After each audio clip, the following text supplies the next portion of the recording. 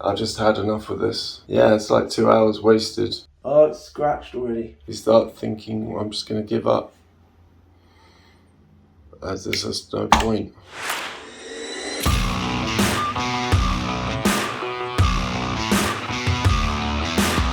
You know what I've been doing this week? I was making a tutorial on how to shoot a product video at home, and it all went pretty disastrously wrong. But I thought, you know, we can learn from our mistakes, and we can actually learn from other people's mistakes as well. So I've decided to make a video talking about the mistakes I made. But I'm not just going to tell you what they are. You've got to guess them. So I'm going to have a little timer going down the bottom, and you've got to guess the mistake before that time runs out. It's just a bit of fun, but also gets your brain working, you know, as a filmmaker. Now, can you guess mistake number one? I've been sent this slider. Have you ever used a slider or wanted to use a slider? It's this one.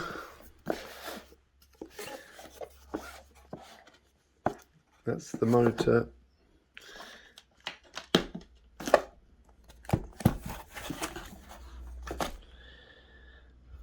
Yeah, so I'm going to try to use it. I've never used one before. I've got to tidy up first. I've been scanning photos in. Look, this is my dad with Princess Diana. Yeah, look, this is his Royal Air Force certificate of service. Corporal Horrocks has displayed ability and maturity well above the average and has performed his duties in a highly satisfactory manner. I think I should read this in a sort of British upper class military accent. Did you get it? Mistake number one, getting distracted. The thing is that when we're shooting a video, especially if there's a lot of elements that you need to think about, there's a lot to hold in your mind. And so getting distracted by things that are not to do with the film, not only does it slow you down, but it sort of messes about with the thought process in your mind. The problem is that by getting distracted, you risk losing some of the thoughts in your mind that you need to be focusing on. And that's when, you know, little mistakes start to happen. Imagine you're like trying to carry all your shopping in your arms like this. You might like lose the packet of pasta, and you might lose an orange, and then when you get to the kitchen, it's like, you know, you've dropped some of your ingredients. So that's mistake number one. Can you guess mistake number two?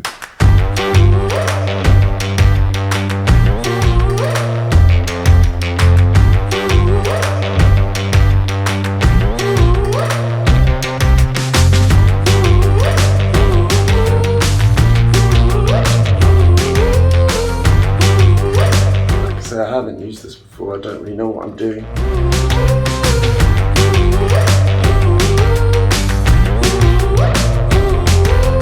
Right, let's see if we can get the motor working.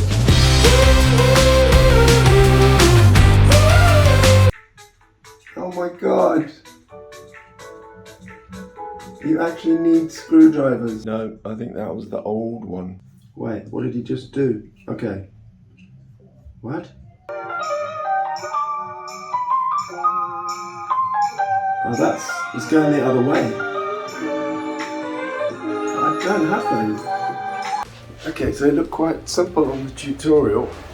So this just unscrews. That is actually quite simple. But there's a screw there. So I need a Phillips screwdriver.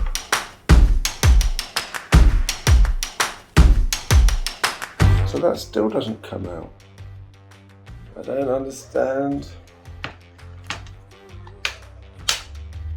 In the tutorial, he just takes it out. In mine, it doesn't just come out. Oh!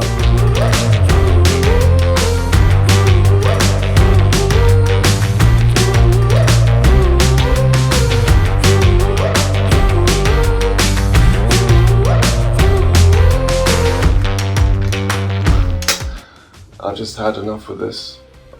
Yeah. So Yeah, it's like 2 hours wasted, I guess, but that's part of the job. But so it's kind of like you start thinking, well, I'm just going to give up, as there's just no point making this video. But we must never give up. We must never give up. We must keep going, and so but we'll just do it without this thing. Mistake number 2 is kind of being impatient. So I'm trying to learn something new here. I've never used the slider before, let alone this particular slider. That's why I always say to people, if you're shooting a film, you're almost better off the camera that you know best than a camera that might even be better, like better specs, and it might be higher quality. But if you don't know how to use it, then you're going to spend the whole time fumbling around and getting frustrated and confused and setting things wrong. But if you are using something that you've never used before, then you need to give yourself time and tell yourself, like, this is going to take time. When you're learning a new piece of equipment, then there is a learning time. We get impatient if we haven't set ourselves enough time. So that's not just for new equipment, it's for the whole process of filmmaking. Okay then, let's try mistake number 3. Can you guess it? I've worked it out. It's just so simple. So actually it just has to push back. Doesn't that feel good when you finally...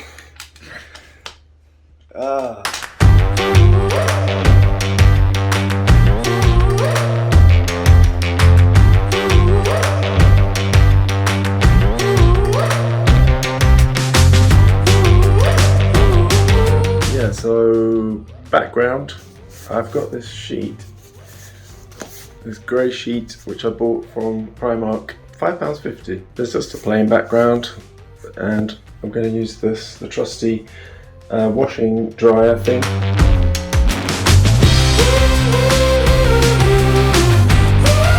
I would say don't use a white background, or use just a slight grey.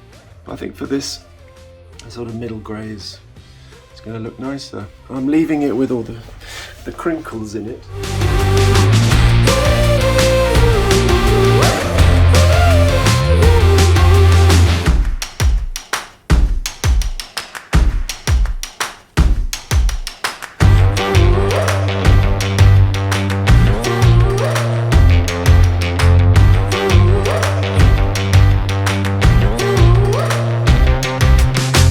This mistake is, don't kid yourself. So I bought this sheet for the background, and in my mind, because it's new, I was going to unwrap it and it was going to be beautiful and smooth. But in fact it had all these crinkles in it. So I sort of persuaded myself I liked the crinkles, but really they don't look that good. What I should have done is done a little test, checked it, spent some time thinking about it and going, is that really the best look? If I had done, then I would have gone, actually I do need to iron that sheet. Okay, let's move on. Can you guess mistake number 4?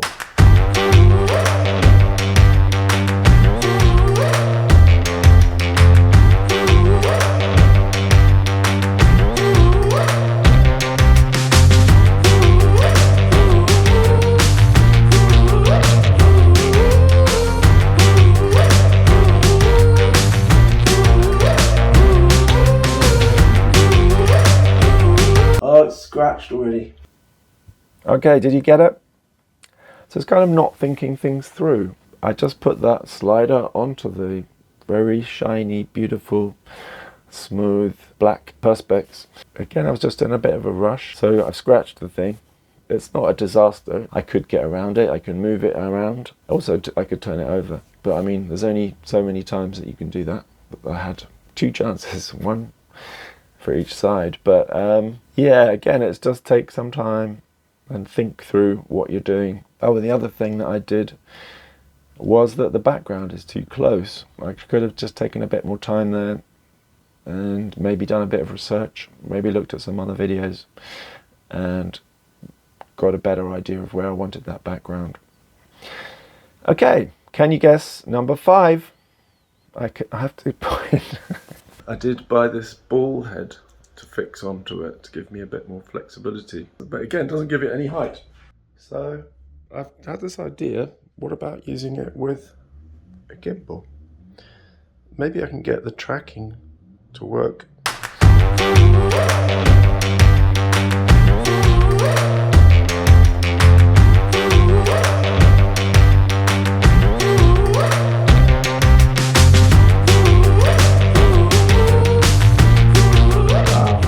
That is quite cool, actually. That is cool.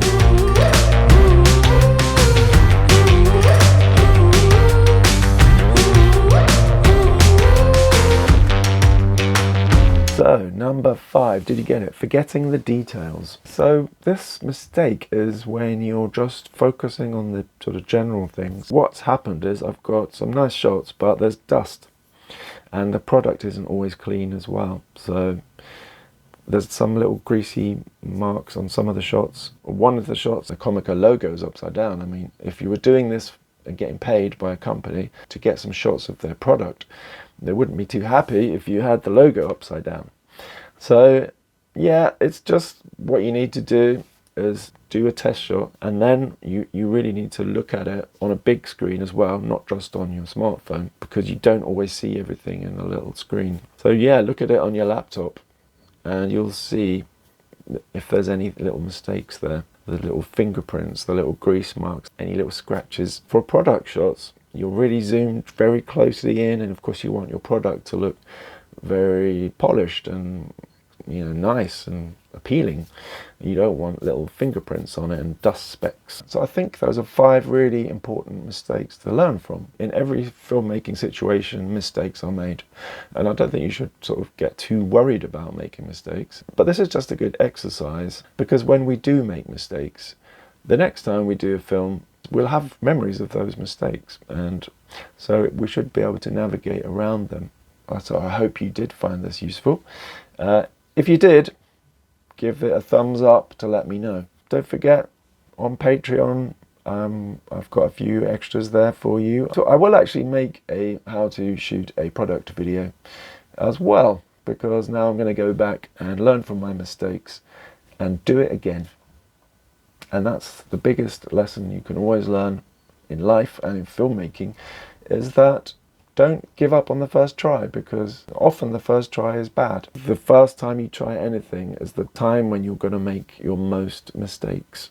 The second time you do something, you will definitely make less mistakes. And the more times you do it, it means that you can start to forget about those sort of basic things, and you can start to think more creatively because your mind is freer. The basics just become instinctive. It's like driving a car. I remember when I first had my driving lessons, and my driving instructor said to me, when you're driving, you want to be able to enjoy the view. You know, obviously you should be focusing on driving, but his point was that the changing gear and, you know, signaling and checking your mirrors will become instinctive eventually, the more you do it. Well, when you first start, you're just like, oh, what do I need to do first? Is it the gear, clutch, what? You know, so don't give up at your first try or your second try even. Remember that everything takes time. And the more you practice, just like driving a car, the more instinctive it will become.